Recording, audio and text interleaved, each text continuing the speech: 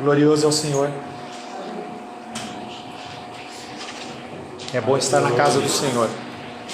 É bom estar com você na casa do Senhor. A presença de Deus, ela é algo singular aos filhos. Não é algo mecânico. Não é algo que é ativado através de comandos. A presença do Senhor não é algo que você consegue por entregar grandes recursos na casa dele.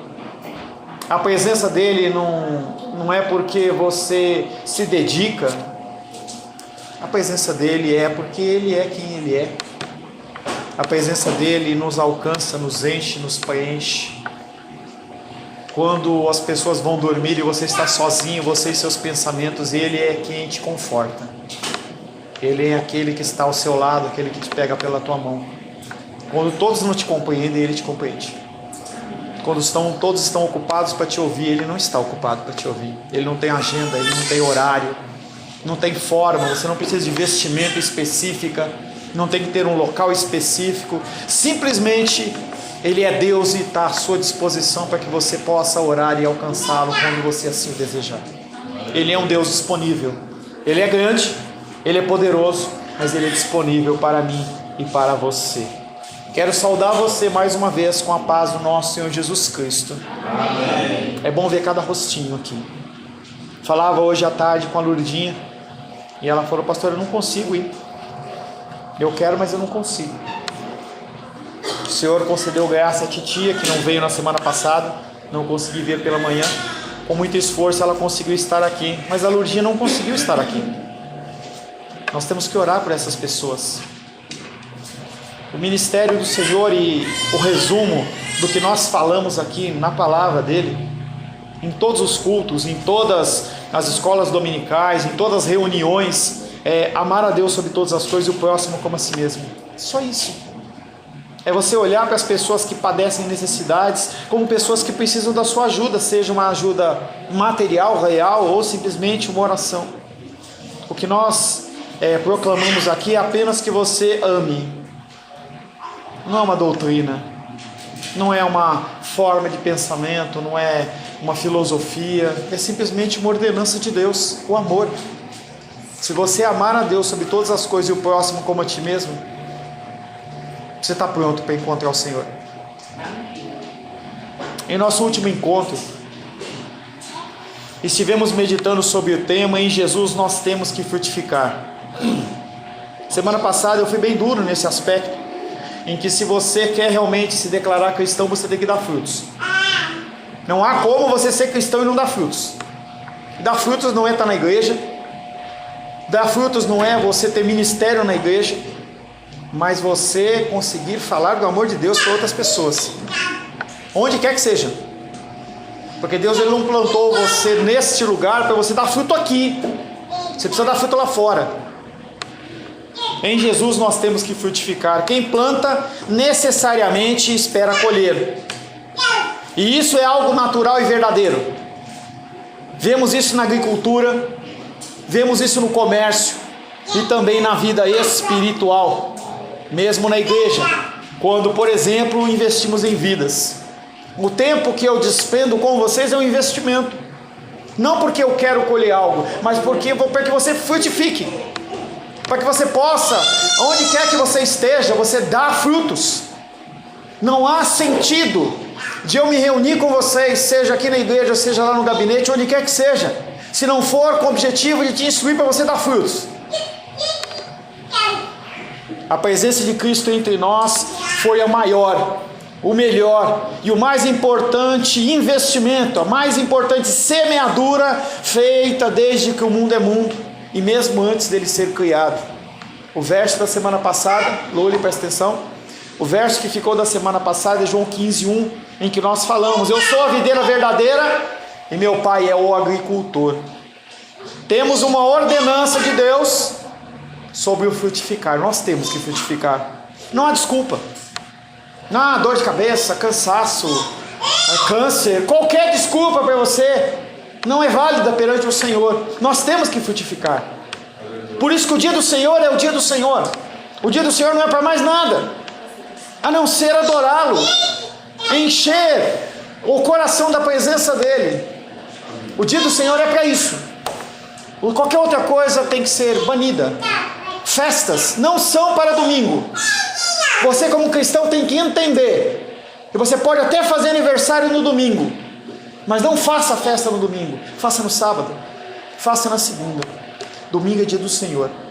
Não é dia de você fazer outra coisa. É dia de você estar com o coração disposto ao Pai. Temos uma ordenança sobre nós que é o frutificar. Vidas precisam de nós, os filhos, que nós nos disponibilizemos a ser como o fruto que cai ao solo e morre, para que novos frutos sejam gerados e gerados em abundância. Não há nada que você possa fazer a não ser morrer. Nossa igreja prega que você tem que morrer.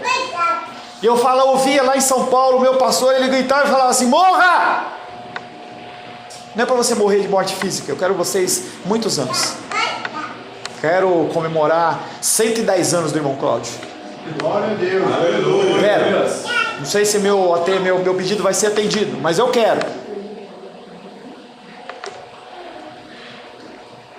Nós estamos sós, nós não estamos sós nessa tão importante jornada. Nós temos o próprio Deus habitando em nós. Quem habita no teu coração é Deus. E Ele te capacita a falar e fazer. Não perca oportunidades. Oportunidades, elas todo tempo. De você demonstrar quem você é. Nós não estamos sós, nós temos Deus habitando em nós. Que nós possamos nos levantar e executar tão importante missão. Não para que a igreja cristã Semente de Vida cresça. Gente, não pense nisso. Não pense nisso. Pois eu tenho um projeto de abrir uma igreja lá para o lado do André. Essas pessoas não têm que ficar andando 50 quilômetros para vir para a igreja. E aí a nossa igreja vai fazer assim. O que importa não é a nossa igreja. O que importa é você ser edificado no cristianismo. Para que onde você estiver, você dê frutos. Você possa testificar e ajudar pessoas. Esse é o objetivo.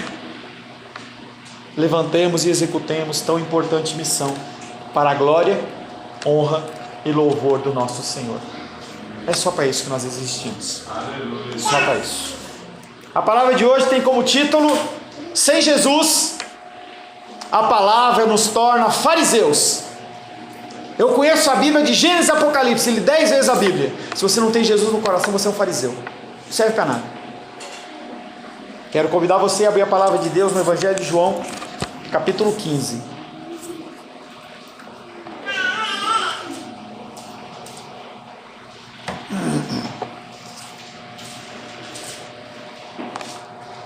Evangelho de João, capítulo 15.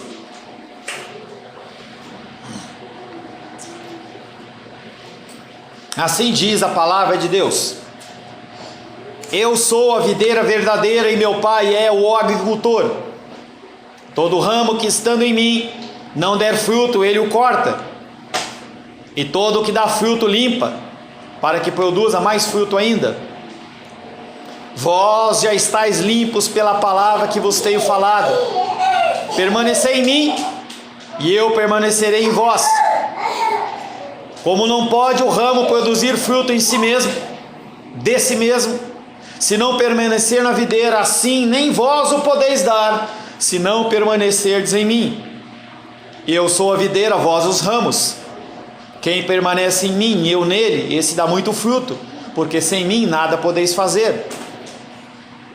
Se alguém não permanecer em mim, será lançado fora, à semelhança do ramo, e secará, e o apanham, lançam no fogo e o queimam. Se permanecerdes em mim, e as minhas palavras permanecerem em vós, pedireis o que quiserdes e vos será feito. Nisto é glorificado meu Pai, em que deis muito fruto, e assim vos tornareis meus discípulos. Palavra do Senhor, amém? Amém. Senhor, lemos a Tua palavra. Tua palavra que é viva e eficaz, mais cortante do que uma espada de 2 gumes, capaz, Pai, de chegar ao ponto de dividir alma e espírito, juntas e medulas, e apta a discernir os pensamentos e desejos do nosso coração. Peço, Pai querido, que o Teu Espírito de entendimento seja sobre cada um neste lugar. Que nós possamos receber, Pai querido, de Ti a alimentação necessária para esta noite, para esta semana. Peço, Pai querido, que sobre a minha vida o Senhor conceda da Tua misericórdia. Não sou digno de estar na Tua presença, mas peço, Pai querido, que o Senhor dirija apenas uma palavra e eu poderei ser um instrumento nesta noite para abençoar estas vidas, Pai. Pai, em nome de Jesus, nos entregamos o nosso entendimento, a nossa mente nas Tuas mãos, nesse momento, em nome de Jesus. Amém. Sem Jesus a palavra nos torna fariseus. Não basta você conhecer a Bíblia, não basta você ter frequência de igreja, não basta você ter ministério, não basta. No meio daquela sociedade que começava a existir, começa a nascer uma nova comunidade.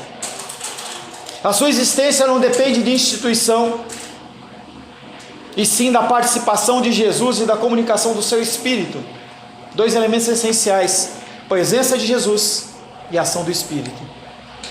Cada membro é chamado a produzir fruto, e assim se expressa o compromisso com a causa de Cristo. O único jeito de você dizer que você ama a Deus é dando fruto.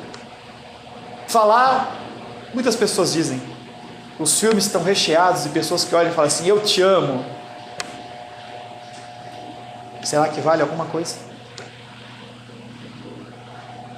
Cada membro é chamado a produzir fruto e assim expressa o seu compromisso com a causa de Cristo.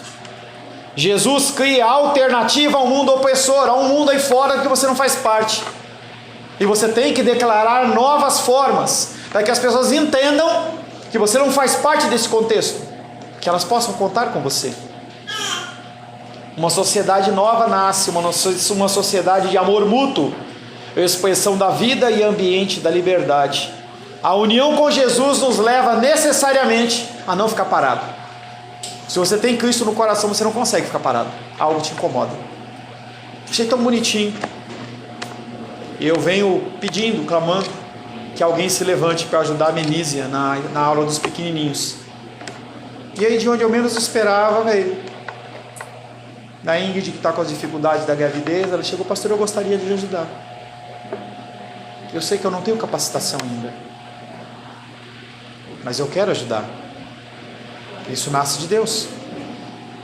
E você que tem 5, 10, 15, 20 anos de cristianismo, como faz com isso? O fruto a ser gerado, ele tem duplo aspecto. O primeiro fruto é o crescimento individual. Você tem que crescer. Você não pode ser o mesmo. Você não pode passar mês após mês, ano após ano e ser a mesma pessoa. As pessoas não identificam nada em você. Você cristão? Nunca imaginei que você fosse cristão. E o outro fruto, o outro aspecto do fruto é o próximo. Pessoas à sua volta têm que crescer.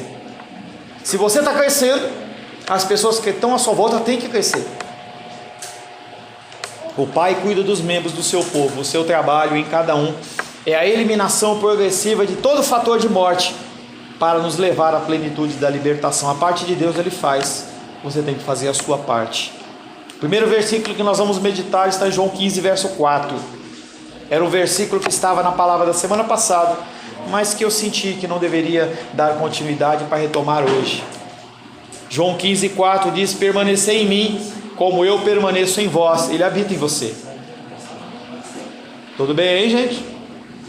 Do mesmo modo que o ramo não pode produzir fruto por si mesmo, se não permanecer na videira, tampouco vós o podeis dar, se não permanecerdes em mim. Jesus exorta os discípulos a renovarem a adesão a Ele em função do fruto que haverão de produzir. O amor por Cristo tem que ser declarado todos os dias.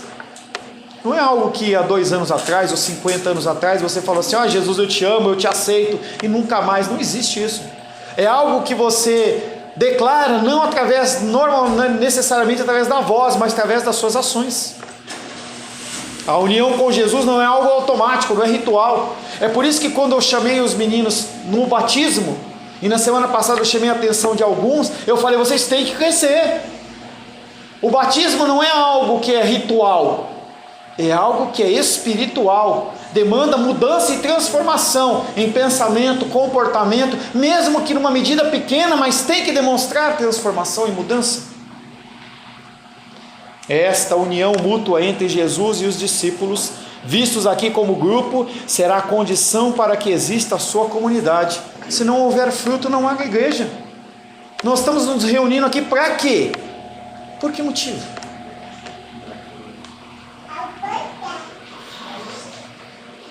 Esta união mútua entre Jesus e os discípulos, vistos aqui como grupo, será a condição para que exista a sua comunidade. Sua comunidade não terá verdadeiro amor ao homem sem antes amar a Jesus. Se você não amar a palavra, você não tem como ser cristão. Não tem como eu amar a Rayane se eu não tiver a palavra no meu coração. Eu vou achar muito mais defeitos nela do que coisas boas. Mas se eu amo Jesus, eu consigo amar o ser humano, independente das suas falcatruas, independente das suas mazelas contra mim, independente do dano que ele gera no meu coração, eu consigo amar ele, porque eu amo Jesus primeiro. O cerne da palavra é amar a Deus sobre todas as coisas e o próximo como a ti mesmo. Mas é uma coisa que é sequente da outra. Você não consegue amar ao próximo se você não amar ao homem, a Deus primeiro. Você ama a Deus e em consequência você ama o próximo. O ramo não tem vida própria e portanto não pode dar fruto por si mesmo, mas necessita do Espírito Santo comunicado por Jesus. Interromper a relação com Jesus significa cortar-se da fonte de vida, reduzir-se à esterilidade. Se você é estéril, se você não dá fruto, é simplesmente porque você não está ligado em Cristo.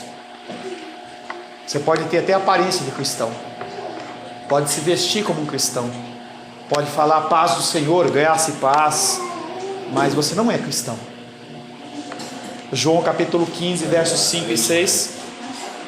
Eu sou a videira e vós os ramos. Quem permanece em mim e eu nele, produz muito fruto, porque sem mim nada podeis fazer. Se alguém não permanecer em mim, será lançado fora. Que duro! Mas é isso que ele faz. Será lançado fora à semelhança do ramo e secará. Tais ramos são recolhidos, lançados no fogo e se queimam e deixam de existir. Jesus repete a sua primeira afirmação agora não em relação ao Pai, mas com os discípulos. O que acontece se você não der fruto? Você é como um ramo. Entre Jesus e os seus discípulos, verdadeiros discípulos, existe uma união íntima.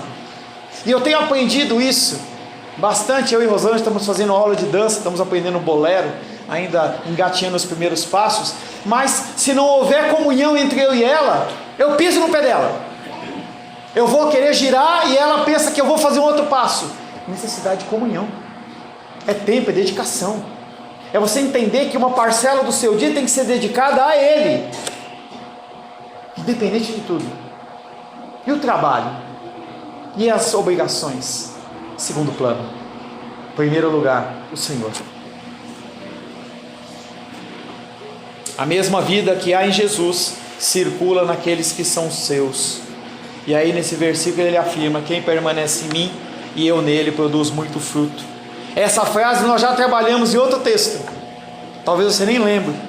João 6,56. O que significa estar na videira? O que significa receber essa seiva dele? João 6,56 explica: quem come a minha carne e bebe o meu sangue permanece comigo e eu com ele. Interessante que na igreja do primeiro século, quando as pessoas ouviam os cristãos falando sobre isso, eles falavam: os cristãos são canibais. Olha que loucura. O cristão, ele gosta de comer gente, porque ele está falando em comer a carne dele, tomar o sangue. Que povo maligno. Eles não entendiam nada. Esse texto explica o significado da união com a videira, que consiste em assimilar a sua vida e assimilar a sua morte. A Bíblia fala muito mais de morte do que você imagina. A Bíblia, na verdade, ela fala de morte de Gênesis a Apocalipse.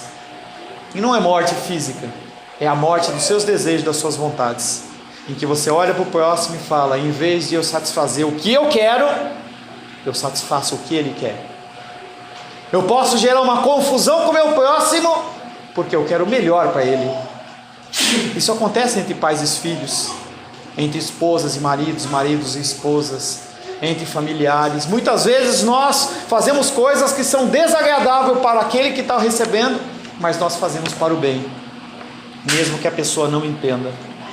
Esse texto que nós lemos, João 6,56, faz referência à Santa Ceia e explicada como nosso compromisso com Jesus, que leva a compromisso com o próximo. Quando você participa da Santa Ceia, a Santa Ceia não é um ritual, é algo importante, em que você comunga com o Senhor junto com seus irmãos.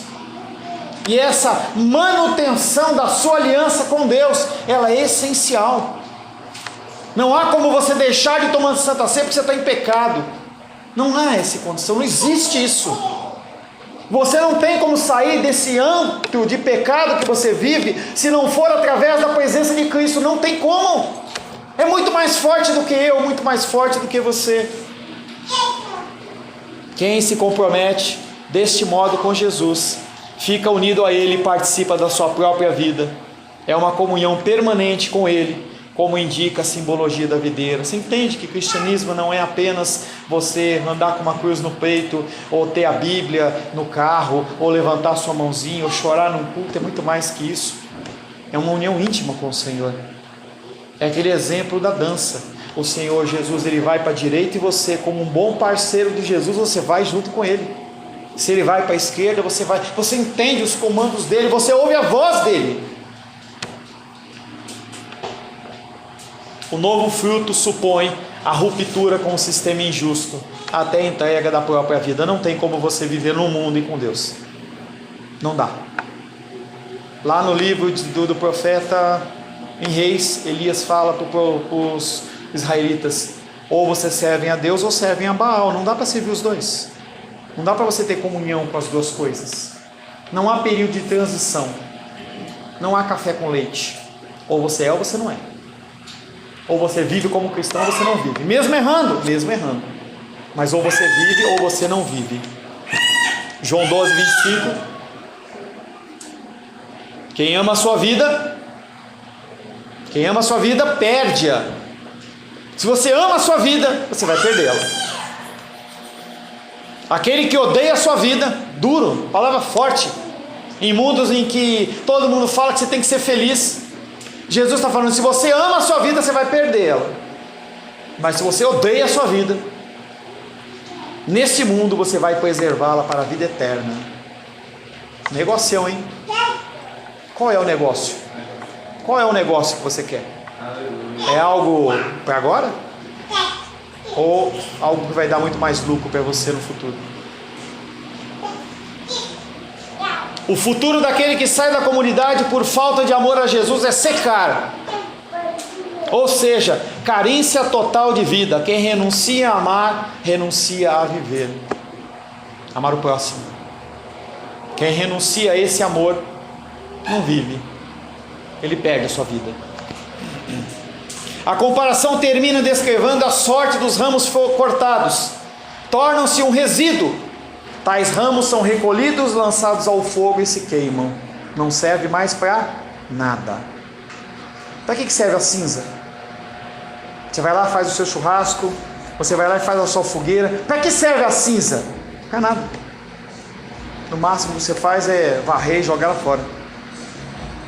O final dos ramos cortados é a destruição. Eu vou falar uma frase que eu quero que você entenda. Ela pode ser um pouco complexa, mas pode dar sentido para você. A falta de morte na sua vida, acaba numa morte definitiva. A falta de morte para a sua vontade vai gerar para você, no fim, uma morte eterna. O oposto é uma vida definitiva, daquele que recebe Jesus e morre para si mesmo e para a sua vontade. É uma forma diferente de falar João 12:25. O que você tem pontuado como importante na sua vida? A sua família? Será que ela está acima de Deus? João 6:54. Quem comer a minha carne e beber o meu sangue tem a vida eterna, e eu ressuscitarei no último dia. O fogo que muitas pessoas falam: eu quero fogo, desce fogo do céu, Deus. Vai estudar. Fogo tem a ver com juízo. Fogo não tem a ver com outra coisa a não ser juízo. Não tem uma referência nas Escrituras que tratam fogo como algo bom. Você pode pedir juízo sobre a sua vida, amém. Eu muitas vezes falo: Senhor, derrama fogo para queimar o meu pecado. E eu sei que tem consequência de dor em relação a isso. Mas fogo não tem nada a ver com o Espírito Santo. E as pessoas, elas misturam os versículos e acham que o derramar de fogo, ou as línguas estranhas que apareceram no livro de Atos, que eram como línguas de fogo, não eram línguas de fogo, eram como, era a forma que o evangelista olhava, o evangelista Lucas olhava e conseguia ver e falava assim: parece línguas de fogo, mas não era de fogo, e não era língua. E as pessoas acham que desce fogo, desce fogo, desce fogo. Fogo tem a ver com juízo. Fogo tem a ver em consumir os ramos, consumir pecado. Tanto que no inferno vai ter muito fogo. O fogo simboliza julgamento e atesta a inutilidade do que ele consome. João 15:7. Se permanecerdes em mim, as minhas palavras permanecerem em vós, pedireis o que quiseres e vos será concedido. Pronto, pastor, chegou no versículo, o que eu queria? Está fechado. Está fechado. Está amarrado. Se permanecerdes em mim, isso é bereano. O bereano é aquele que ouve, mas ele vai conferir. Entendeu? Gabriel, bereano. Se permaneceres em mim, as minhas palavras permanecerem em vós, pedireis o que quiserdes e vos será concedido. Opa, pastor, vou poder comprar o meu caminhão, o meu carro, o meu apartamento, a minha Brastemp. Não tem nada a ver com isso. Você acha que o versículo aqui está falando da sua Brastemp? Ou do seu concurso público, ou de qualquer coisa material? Não tem nada a ver. Continua o tema da fecundidade. Lembra que o tema proposto é você dar o quê? Fruto. Então o discurso não tem a ver com a sua Brastemp, não tem a ver com a sua casa própria, com o seu carro zero, mas tem a ver com fruto. Jesus não é louco, ele está falando uma coisa sequencial. Continua o tema de fecundidade. O fruto apoia-se também na eficácia da oração, o qual se fará quando Jesus tiver partido, pois sua presença, sua partida não significa abandono. Jesus responde à adesão dos seus, tornando-se solidário à sua promessa, à sua tarefa, concedendo tudo o que for necessário para você dar fruto. O que Deus quer dar, Ele quer que você entenda que tudo que é concedido de coisa, de poder, de autoridade para você, é para que você dê fruto. O Espírito Santo veio, Jesus fala: eis que enviarei outro Consolador. Quando o Consolador vem, eles são cheios do Espírito Santo para o quê? Dar fruto, para eles poderem ser testemunha. Roma era violenta contra os cristãos. Eles precisavam da força do Espírito Santo para poder dar fruto. A condição para que Jesus se associe desta forma é que os discípulos permaneçam unidos a Ele. Se você estiver ligado com Jesus realmente, e você sentir a dor do teu irmão, você acha que você vai pedir uma Brastemp para você, ou você vai pedir o alívio das dores do teu irmão? Você entende o que é estar ligado com Cristo? Ouvir a voz dEle. Você não pensa mais em você, você pensa nele.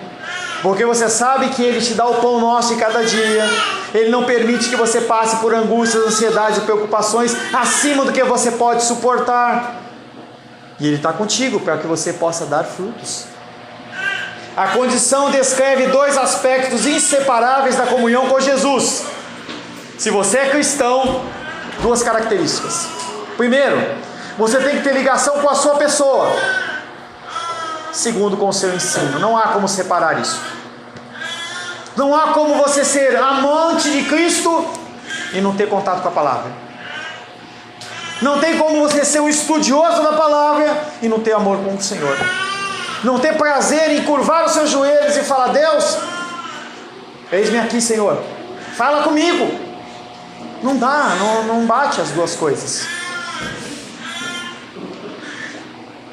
Aqui, porém, não se trata unicamente da adesão de cada um às exigências de Jesus. Essa expressão opõe-se à censura feita por Jesus aos dirigentes judeus acerca da mensagem de Deus. Jesus, quando encontra aqueles homens religiosos, ele fala para eles: vocês não sabem de nada. João 5,38. Jesus olha para os fariseus e diz: também não tendes a minha palavra, não tendes a sua palavra permanente em vós, porque não credes naquele a quem ele enviou. Quem eram os fariseus? Será que nós temos fariseus nos dias de hoje? Os fariseus, eles aparecem não com esse nome de fariseus num período conturbado, quando os israelitas eles vão para a Babilônia.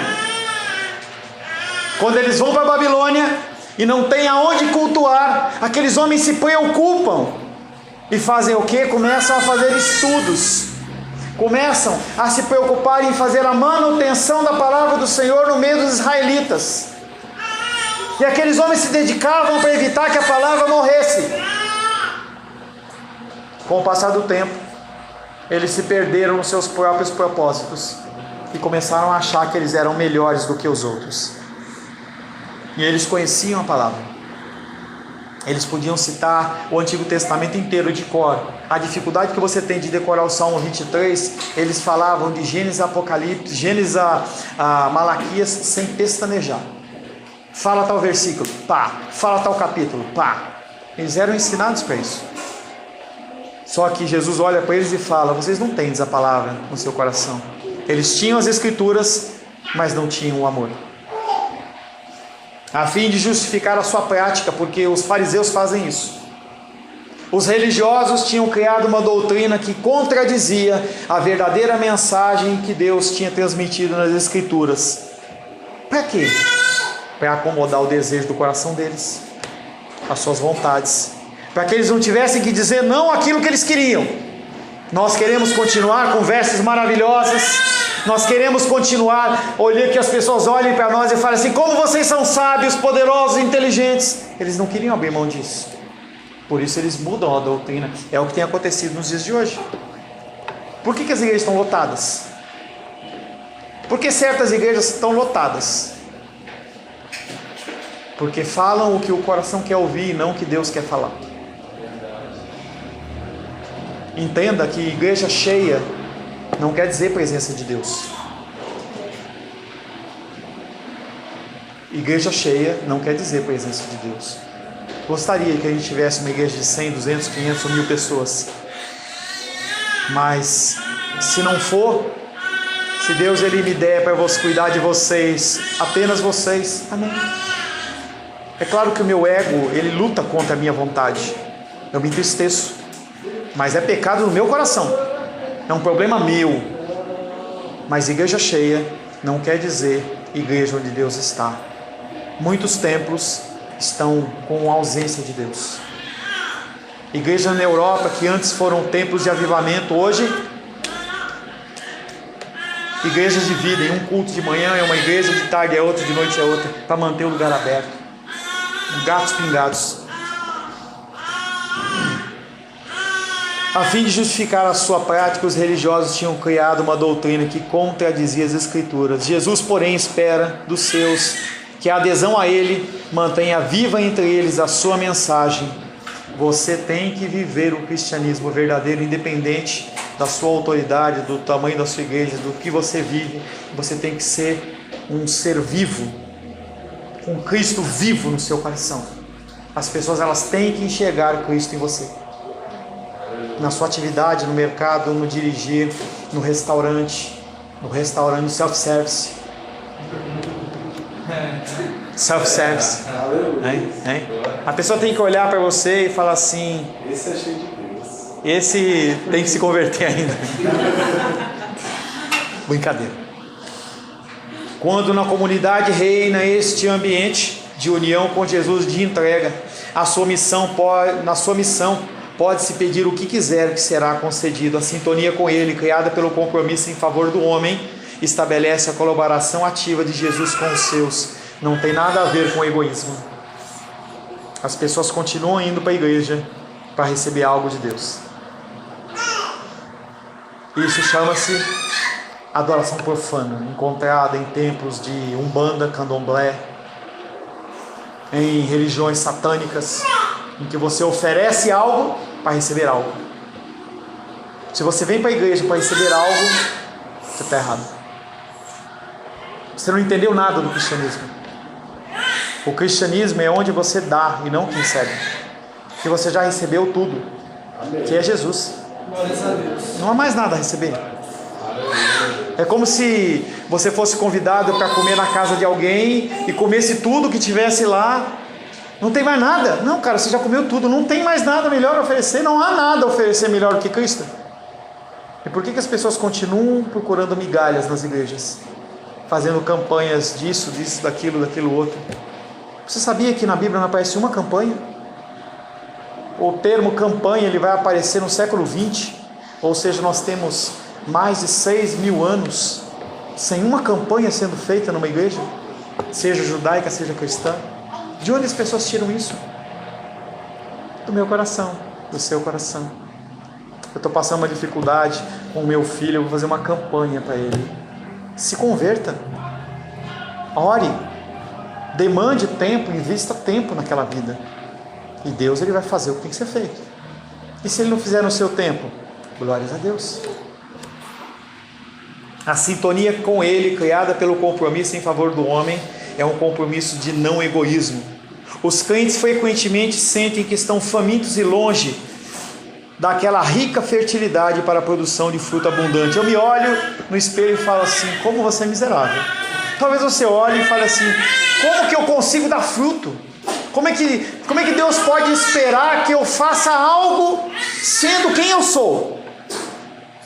Pensando no que eu penso, agindo como eu ajo.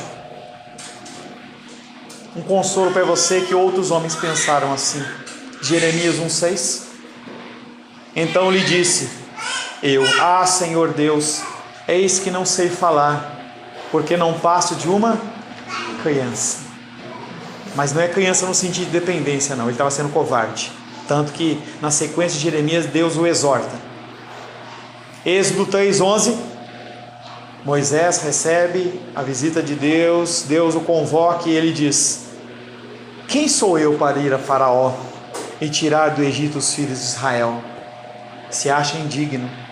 Por essa razão, Jesus acrescenta, seja o que for que vocês necessitem, há um remédio. Orar a Deus, em nome de Jesus. O ato de pedir para o próximo, o ato de pedir em prol da causa do próximo, demanda dizer que você é dependente dele. Você que não pede, você é soberbo. Deus ele quer ver você se curvando, seja uma grande questão, seja uma pequena questão. Senhor, me ajuda, eu não consigo lidar com essa situação. A união do grupo com ele faz com que possa dispor da força de Deus em favor do homem, não de mim, mas do próximo, para continuar a sua mesma atividade. Atos 1,8. Mas recebereis poder ao descer sobre vós o Espírito Santo, e sereis minhas testemunhas, tanto em Jerusalém, como em toda a Judéia e Samaria, e até os confins da terra. Pentecoste para quê? Para que o Espírito Santo veio? É para você falar em línguas. Não tenho nada contra isso. Mas será que esse é o propósito principal? Será que o Espírito Santo veio para que você pudesse rodopiar ou fazer qualquer coisa? Não tenho nada contra isso. Mas a palavra de Deus nos afirma que nós receberemos poder para sermos testemunhas. Ele não fala de nada mais que isso. Ele fala que nós receberemos poder para nós podermos ser testemunha em Jerusalém, entre os nossos familiares, na Judéia, entre aqueles que nos cercam, Samaria, entre os inimigos que estão à nossa volta, e até os confins da terra. Romanos 8:26. Também o Espírito semelhantemente nos assiste, em nossa fraqueza, porque não sabemos orar como convém, mas o mesmo Espírito intercede por nós sobremaneira com gemidos inexprimíveis. Nós não sabemos orar como convém, e o que Deus faz? Intercede por nós através do Espírito. Você fala, eu quero uma feijoada, Ele te dá uma salada. Ele sabe que você, por querer uma feijoada, mas não vai fazer bem para você. Então Ele chega lá para Deus e fala, olha, meu filho está pedindo isso, mas na verdade o certo para ele é isso. João 15:8, para nós finalizarmos. Meu Pai é glorificado quando produzis muito fruto, e assim vos tornareis meus discípulos. Entende que se você não dá fruto, você não é discípulo? Você pode ser no máximo um seguidor. No máximo um seguidor. Esta é a confirmação da afirmação anterior, pois se mostra que não devemos nutrir dúvida de que Deus ouvirá as orações do seu povo quando desejam se tornar frutíferos. Por isso, contribui muito grandemente para a sua glória. Toda oração que você fizer no intuito de abençoar outras vidas, Deus te ajuda. Pastor, eu quero conhecer mais de Deus para alcançar o próximo. Ele te abençoa. Pastor, me dá a condição financeira de ajudar vidas. Ele te abençoa. Lógico que Ele vai medir o seu coração primeiro. Porque é a vontade dEle, que a vontade dEle se cumpre. Ele sabe que sem Ele você não pode fazer nada. Por que a gente não faz mais do que nós fazemos? Porque Ele só pede para a gente. Dentro das nossas orações, a grande maioria das nossas orações é: me dá, me dá, me dá. Me dá, danoninho, danoninho, dá. Essa é a minha oração e sua oração. A gente não vai orar e gemer pelo próximo, pela dor de um, pela tristeza do outro. O mesmo propósito tem a última sentença: assim vos tornareis meus discípulos, pois Ele declara que não tem em seu rebanho ninguém que não produza fruto para a glória de Deus. Tiago 2,17. Assim também a fé sem obras é morta. Se você não produz fruto, você está morto. Você anda, respira, mas você está morto. A frutificação dos crentes é parte da forma com a qual o Filho glorifica o seu Pai. A ausência do fruto não só é prenúncio do fogo, mas também algo que rouba de Deus a glória que lhe é devida. Mateus 3,12. A sua pá Ele a tem na mão, e limpará completamente a sua eira, recolherá o seu trigo no celeiro, mas queimará a palha em fogo inextinguível. A glória que é o amor do Pai manifesta-se na atividade dos discípulos. Como que você pode glorificar Deus? É falando glória a Deus? Não.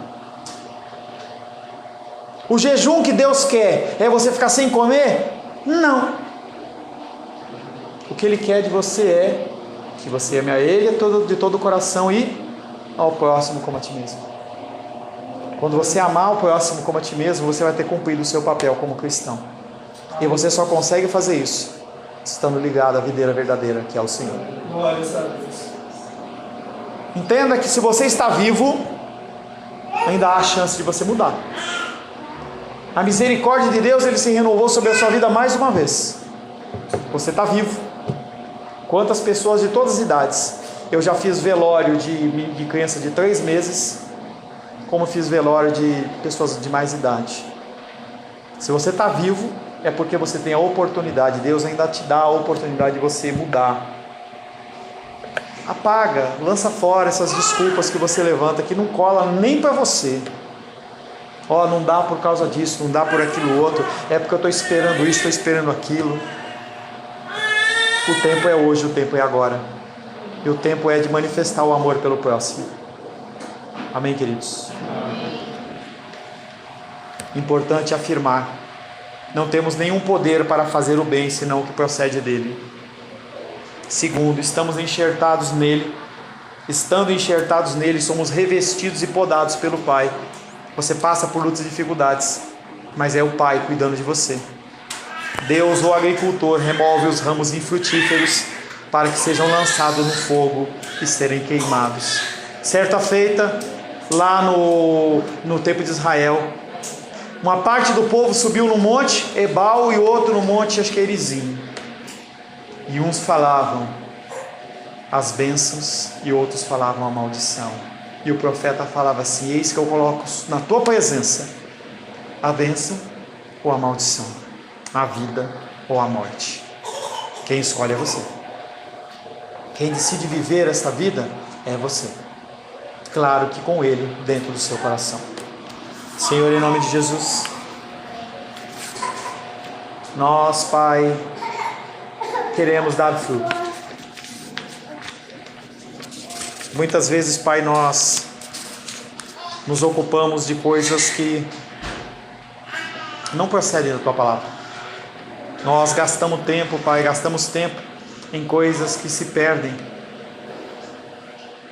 Nosso tempo, Pai querido, é como a areia de uma ampulheta, em que ela vai correndo, Pai, e não volta atrás. E o nosso tempo, Pai querido, a cada dia que passa, ele diminui aqui na terra. A cada dia que passa, nós perdemos oportunidades e oportunidades de te servir, de glorificar o Teu santo nome. Por isso, Pai, pedimos a Ti, que o Senhor desenvolva em nós, Pai, mais e mais da Tua graça, da Tua misericórdia, e que haja, Pai, a frutificação através das nossas vidas, Pai, em nome de Jesus. Amém. Glórias ao Senhor.